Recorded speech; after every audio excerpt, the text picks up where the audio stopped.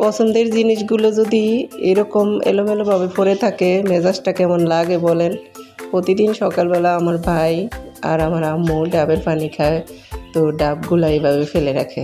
তো খোসাগুলো যখনই আমি গিয়ে কাটবো তখনই আওয়াজটা শুনে সবাই তখন দৌড়ে আসে।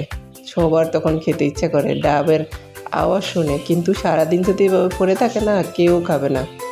আমার বাবিটা এত আলিশা সে এগুলা সারাক্ষণ ফেলে রাখে।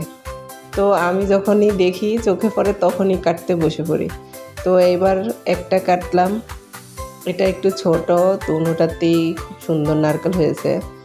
তো নারকেল সহ ডাবটা আনলে ওটার পানিটা অনেক মিষ্টি হয়, অনেক মজা হয় খেতে। তো এটা অনেক বড়, মেহমান আসছিল সেজন্য 2টা কাটা হয়েছে। মেহমানরা একটা খাইছে আর একটা আমার ভাই আর আম্মু খেয়েছে। তো কাটার আওয়াজ শুনে সবাই দৌড়ে আসছে। দেখাচ্ছি আপনাদেরকে। তো কাটাটাও দেখালাম।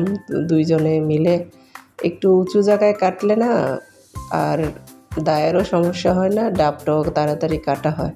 তো বাসার ভিতরে কাটাটা অসম্ভব, তো এইভাবে উঁচু জায়গায় কাটি। এই দেখেন ওরা 4 জনে হাজির। সারাদিন আসে না রান্না করে, অথচ এই ডাব কাটার আওয়াজ শুনে সারিবদ্ধভাবে দাঁড়িয়ে রয়েছে। তো আমারও খুব ভালো লাগতেছে, সবাই মিলে এনজয় করে খাবো। এই জিনিসটা আমার মতো ওদেরও পছন্দ অনেক। তো আমি কাইটা ওদেরকে আমিও খাই, ওদেরকেও দিতেছি। তো ওরাও খাইতেছে, দেখেন কি মজার জিনিস। তো আমার বাবিটা এমন আলিশা, এর সামনে নিয়ে দিলে খাবে।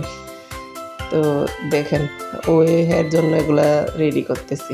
বাবিটা কে জানেন? করকরিটা মেজু বাবি। তো ওর জন্য এগুলা নিয়ে যাচ্ছি। দেখেন ওর ছেলে আবার এগুলা দেখা তাড়াতাড়ি আমার সামনে আসছে, হুফি এগুলা কি আনছে? তা আমি বলছি খাও বাবা, তুমি খাও।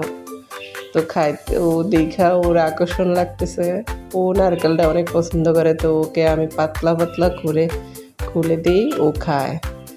তো সবাইকে আমার সাথে থাকার জন্য অসংখ্য ধন্যবাদ।